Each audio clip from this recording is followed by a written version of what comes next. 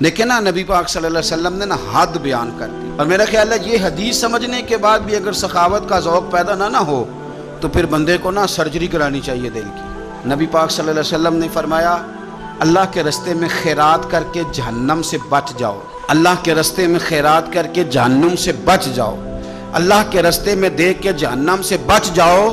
اگر کچھ نہ ہو سکے تو کھجور کا ایک ٹکڑا ہی اللہ کے رستے میں خیرات کر دیا کرو۔ اگر یہاں بھی ذوق یعنی کھجور بھی پوری نہیں، کھجور کا ایک ٹکڑا، ساری زندگی یہی رونا ہے ہم نے کہ غریب بڑے ہیں، بڑے حالات خراب ہے، ماڑے بڑے ہیں، پوری نہیں پڑتی، اس سے آگے بھی جانا ہے کہ ادھر ہی رہنا ہے۔ دیکھو یاد رکھو، اچھے طریقے سے سمجھ لو کہ فرمایا صدقہ دے، چاہے کھجور کا ایک ٹکڑا ہی دے، ایک ٹکڑا کھجور کا۔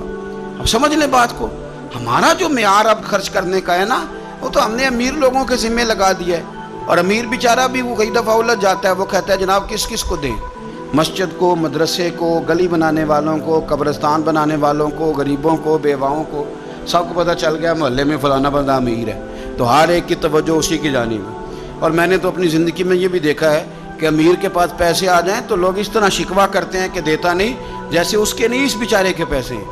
اس کے بہن بھائی کہہ رہے ہوتے ہیں دیکھو جی خود کروڑوں کی جائیداد خرید لی، ہمیں 5,000 نہیں دیا۔ بھئی خدا کے بندے پیسے اس کے دے چاہے نہ دے۔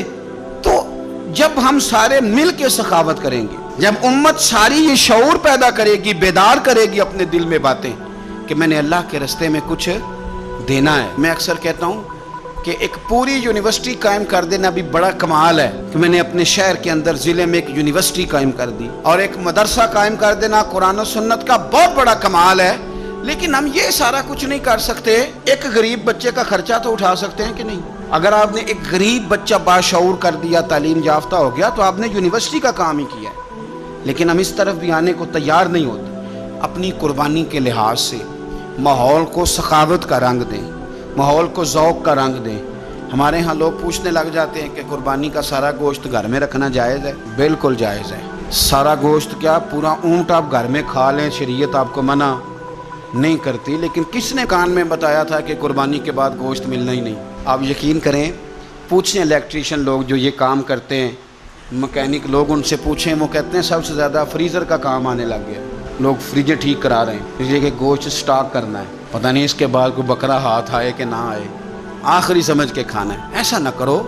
اگر سارا گھر میں رکھنے کا مفتی صاحب سے فتویٰ پوچھ لیتے ہو تو کیا کسی مفتی نے یہ فتویٰ نہیں دیا کہ سارا بانٹ دینا بھی جائز ہے؟ یہ بھی فتویٰ پوچھو کسی سے، نہ ہو تو مجھ سے پوچھ لو۔ قربانی ساری رکھنی بھی جائز ہے اور ساری بانٹ دینی بھی، ایک لقمہ بھی نہ کھائیں، ساری بانٹ دیں۔ آپ بانٹتے رہیں، رب کریم آپ کو اور دینے کا ارادہ فرماتا رہے۔